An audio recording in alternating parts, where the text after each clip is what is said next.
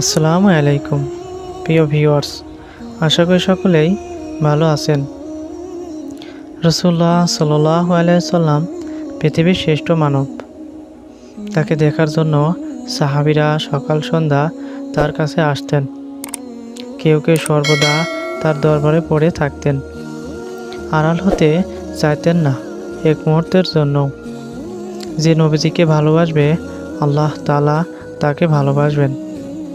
আর নবীজিকে ভালোবাসার মাধ্যম হলো সব কাজে তাকে অনুসরণ করা। একজন মুসলমান মানেই রাসূলুল্লাহ সাল্লাল্লাহু আলাইহি সাল্লামকে ভালোবাসেন। তাকে ভালোবেসে তাকে সর্বদা সব কাজে অনুসরণ করার চেষ্টা করেন। যত ভালোবাসেন ততই তাকে দেখার ইচ্ছা জাগে, তার সহবত পাওয়ার আগ্রহ জাগে। এজন্য প্রতি বছর লাখ লাখ মুসলমান হজ ও উমরায় যান। কাবার সামনে যাওয়ার যতটা ইচ্ছা পোষণ করেন, ততটাই নবীজির রওজা জিয়ারতের ইচ্ছা পোষণ হয়। হয়তো দেখা পাওয়া যাবে না, কিন্তু সেখানে তিনি শুয়ে আছেন, তার পাশে দাঁড়িয়ে সালাম জানাতে চান সবাই।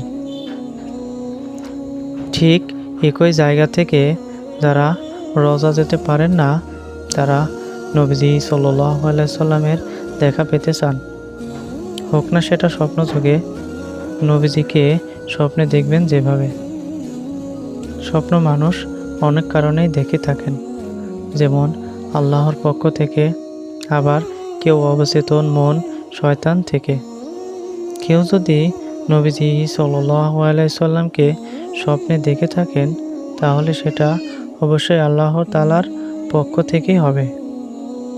নবীজি সাল্লাল্লাহু আলাইহি সাল্লামের স্বপ্নে দেখতে চাইলে নবীজি সাল্লাল্লাহু আলাইহি সাল্লামের বেশি বেশি সুন্নত পালন করতে হবে এবং তিনি যেভাবে জীবনযাপন করতে বলেছেন সেভাবে আমাদের সবাইকে চলতে হবে এবং তার সুন্নতগুলোকে আমাদের জীবনের উপর সাহিত্য করতে হবে।